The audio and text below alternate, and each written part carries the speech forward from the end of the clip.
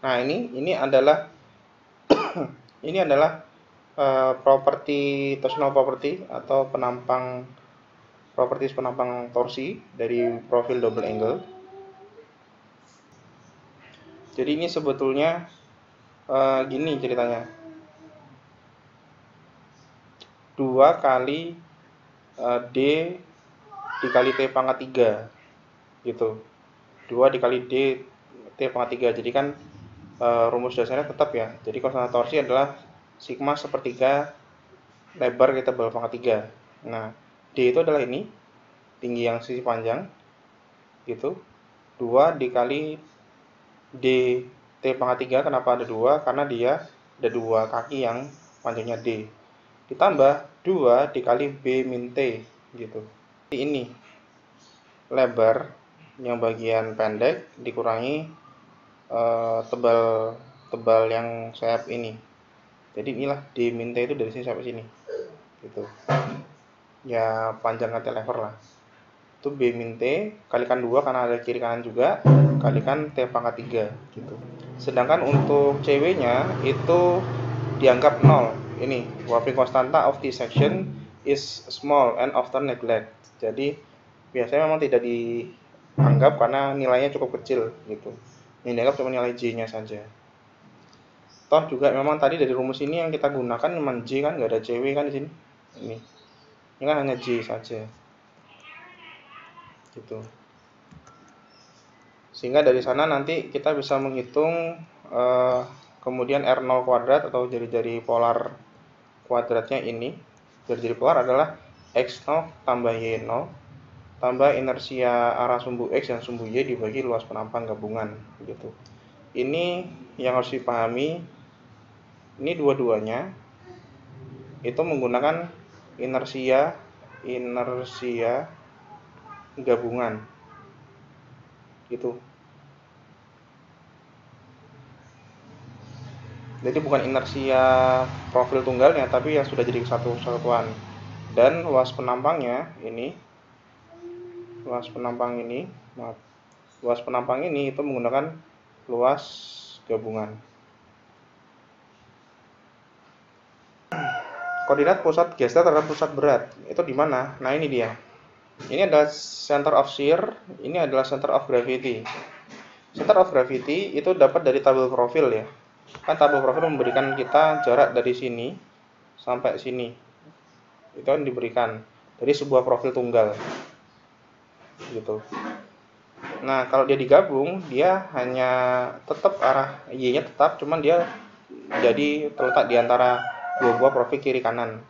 Nah, sedangkan center of shear-nya, pusat gesernya tetap berada di tengah-tengah dari ini. Nah, ini. Di tengah-tengah dari pusat sayap. Jadi T/2 itu. Nah, lagi-lagi dari gambar ini, kalau dari gambar ini berarti kan X0-nya sama dengan 0 tidak ada, sedangkan Y0-nya itu sama dengan D gitu ya. D min Y gitu. Dikurang setengah T. Itu Y0-nya. Jadi tinggi ini D min Y, berarti kan dari sisi sini D min Y. Masih dikurangi setengah kali tebal sayap. Seperti itu. Nah, tadi setelah diketahui nilai J-nya berapa, nilai jari-jari polarnya berapa, nah bisa kita hitung menggunakan persamaan ini gitu ya. Bisa kita hitung berapakah FCR-Z-nya dan bisa kita hitung berapa FCR arah Y-nya. Nah, kesimpulannya adalah ini khusus. Jadi ini adalah kesimpulan khusus profil gabungan dengan bentuknya double angle atau siku ganda gitu. Jadi yang pertama kali kita lakukan tentu saja pertama kita cek dulu apakah profil siku yang kita gunakan untuk digabung itu kompak apa tidak gitu. Ini menggunakan persyaratan yang sama dengan profil siku tunggal biasa. Ingat, kalau tidak kompak maka saya sarankan ganti saja cari yang kompak. Nah, kalau misalnya memang kompak, maka kita menghitung dulu kelangsingan modifikasi tadi. Kelangsingan modifikasi yang menggunakan rumus tergantung ya, disambung dengan baut snug tight atau disambung dengan las atau menggunakan sambungan baut yang detention atau pratarik. Tapi setelah kita hitung nilai KL per R modifikasinya, kita cek apakah dia KL per R modifikasi tadi sudah lebih dari 200 belum, kurang dari 200 belum. Kalau misalnya tidak, maka saya sarankan ganti profil atau dimodifikasi bentuk gabungannya menjadi lebih jauh jaraknya, jadi tidak mepet. Nggak bisa, ini double angel ya. Double angel harus mepet, Bang.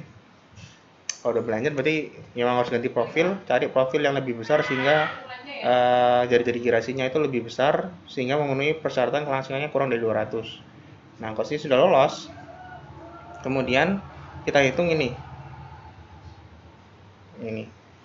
kita hitung karena ada persyaratan bahwasanya jarak antar plat sambungnya untuk menggabungkan profil itu kalau dihitung harus memenuhi kelangsingan komponen, kelangsingan masing-masing profilnya harus kurang dari 0,75 dari kelangsingan modifikasi tadi gitu. Jadi apa? Karena kalau jaraknya ini ternyata melebihi dari 0,75, maka yang dilakukan kita ganti. Jadi kita tambah jumlah plat sambungnya, artinya kita perpendek jarak A-nya. A-nya kita perpendek gitu. Nah, nggak enaknya karena A-nya diperpendek, otomatis KL per R-nya dihitung ulang. Gitu. Karena KL per R, jadi cerita tuh sejak awal kita sudah punya asumsi dasar dulu, berapakah jarak antar plat sambung yang kita gunakan. Jadi A awalnya berapa? Dari A awal itu dihitung kelangsingan modifikasi, kemudian dihitung syaratnya, kalau memenuhi dicek apakah jarak antar plat sambungnya itu memenuhi persyaratan apa tidak. Kalau tidak, maka diganti digunakan plat yang lebih banyak atau nilai A yang lebih kecil berarti. Setelah ini lolos gitu ya. Setelah ini lolos, ini yes, maka kita ngitungnya ini. Kita langsung hitung F critical seperti kayak profil T. Nah, cuman di sini saya sarankan untuk F critical kita menghitung dua, yaitu F critical tekuk lentur flexural buckling ya, dan F critical untuk FTB flexural torsional buckling gitu. Untuk yang flexural buckling tergantung syaratnya, dia termasuk langsingan rendah apa langsingan tinggi, langsing apa tidak langsing apa langsing gitu ya. Itu diambil berapa nilainya, FCR-nya berapa, disimpan. Kemudian untuk yang FTB flexural torsional buckling dihitung tadi dengan rumus yang panjang ini. Nanti ketemu F critical-nya berapa, nanti kita bandingkan antara F critical tekuk lentur dan F critical tekuk torsi lentur, diambil yang terkecil di antara dua nilai ini.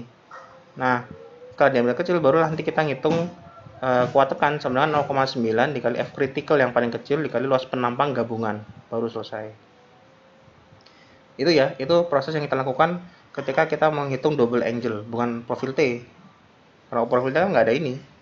Nah, kalau profil double angle ada ini, slender modification ini, kelangsingan modifikasi, dan harus menghitung apakah jarak antar plat sambungnya itu memenuhi syarat apa tidak. Seperti itu.